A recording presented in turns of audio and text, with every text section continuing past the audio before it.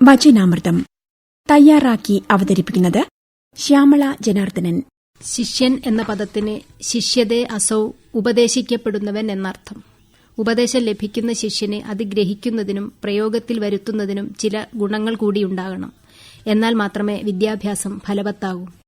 ശാന്തോ വിനീതഃ ശുദ്ധാത്മാ ശ്രദ്ധാവാൻ ധാരണക്ഷമഃ സമർത്ഥശ്ച കുലീനശ്ച പ്രാജ്ഞ സച്ചരിതോ വ്രതി ഏവമാദിഗുണൈരുക്തഃ ശിഷ്യോ ഭവതി നാന്യഥ. ശാന്തത, വിനയം, മനഃശുദ്ധി, ശ്രദ്ധ, ഗ്രഹിക്കുവാനുള്ള ക്ഷമ, സാമർഥ്യം, കുലീനത, സച്ചരിതം, വ്രതനിഷ്ഠ എന്നീ ഗുണങ്ങൾ ശിഷ്യനുണ്ടായിരിക്കണം. ഇല്ലെങ്കിൽ വിദ്യ പൂർണ്ണമാകില്ല. മുമ്പ് ഇത്തരം ഗുണങ്ങൾ ശിഷ്യനുണ്ടോ എന്ന് ഗുരുനാഥന്മാർ പരിശോധിച്ചിരുന്നു. ഇല്ലാത്തവർക്ക് അത് നൽകിയതിനു ശേഷമേ വിദ്യോപദേശം ചെയ്തിരുന്നുള്ളൂ. വിദ്യാനാമ നരസ്യ രൂപമധികം പ്രച്ഛന്ന ഗുപ്തം ധനം വിദ്യാ ഭോഗകരി യശസ്സുഖകരി വിദ്യാ ഗുരുണാം ഗുരുഹു വിദ്യാ ബന്ധുജനോ വിദേശഗമനെ വിദ്യാ പരാദേവത വിദ്യാ രാജസു പൂജ്യതേ നഹി ധനം വിദ്യാവിഹീനഃ പശു. മനുഷ്യന് ഏറ്റവും അഭിവൃദ്ധി നൽകുന്നത് വിദ്യയാണ്. അത് ഗൂഢമായി സൂക്ഷിക്കപ്പെട്ട ധനമാണ്. സുഖാനുഭവത്തിനുള്ള സാമഗ്രിയുമാണ്. കീർത്തി കൊണ്ടുള്ള സുഖം നൽകുന്നതും വിദ്യ തന്നെ. ഹിതാഹിതങ്ങൾ ഉപദേശിക്കുന്ന ഗുരുക്കന്മാരുടെയും ഗുരുവാണത്.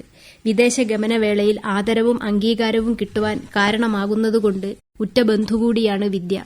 ഐഹികവും പാരത്രികവുമായ മോക്ഷവും സുഖവും നൽകുന്നതിനാൽ വിദ്യ പരാദേവതയുമാണ്. രാജസഭയിലും വിദ്യുത് സമൂഹത്തിലും സ്ഥാനമാനങ്ങൾ നേടുവാൻ അത് കാരണമാകുന്നു. വിദ്യ സമ്പാദിക്കാത്തവനാകട്ടെ മൃഗസ്വഭാവമുള്ളവനായി കഴിയുന്നു. വിദ്യ കൊണ്ട് മരണത്തിൽ നിന്ന് രക്ഷപ്പെട്ടവരും ധനം സമ്പാദിക്കാൻ സാധിച്ചവരും ഈശ്വര സാക്ഷാത്കാരം നേടിയവരുമുണ്ട്. ശ്രീമദ് ഭാഗവതത്തിൽ വർണ്ണിച്ചിരിക്കുന്ന ശുനശേഫന്റെയും നാഭാഗന്റെയും കഥകൾ ഇതിനുദാഹരണമാണ്. ഹരിശ്ചന്ദ്രൻ വരുണദേവന് ഒരു പുരുഷനെ ബലി നൽകാൻ തീരുമാനിച്ചു. അതിനായി അജാഗർത്തന്റെ മധ്യമപുത്രനെ വിലയ്ക്കു വാങ്ങുവാനും ആഗ്രഹിച്ചു. അജാഗർത്തന് 3 മക്കളുണ്ടായിരുന്നു.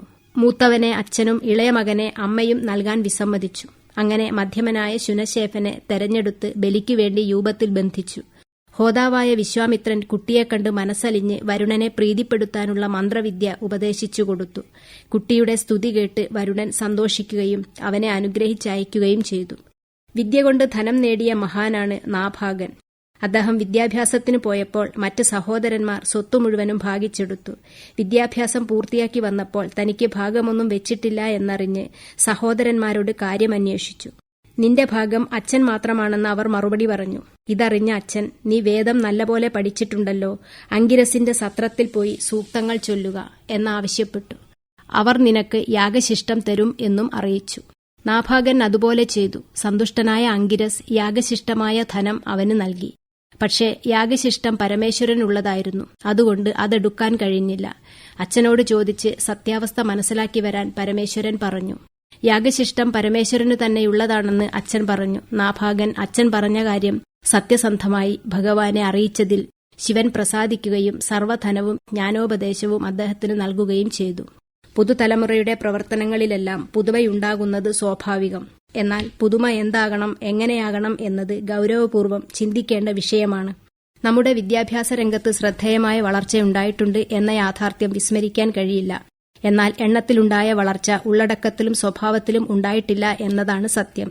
വിദ്യാഭ്യാസത്തിന്റെ അടിത്തറ വിപുലീകരിക്കുന്നതിന്റെ ഭാഗമായി ഇടത്തരക്കാരുടെയും പാവങ്ങളുടെയും മക്കൾ മുമ്പത്തേക്കാളും കൂടുതലായി പ്രൊഫഷണൽ കോളേജുകളിൽ എത്തിപ്പെടുന്നുണ്ട്. സ്വാശ്രയ കോളേജുകളിലും ഈ വിഭാഗത്തിൽപ്പെട്ട ധാരാളം വിദ്യാർത്ഥികൾ പഠിക്കുന്നുണ്ട്. പക്ഷേ അവനവന്റെ മോചനത്തിനുതകാത്ത വിദ്യ കൊണ്ട് എന്തു ഫലം?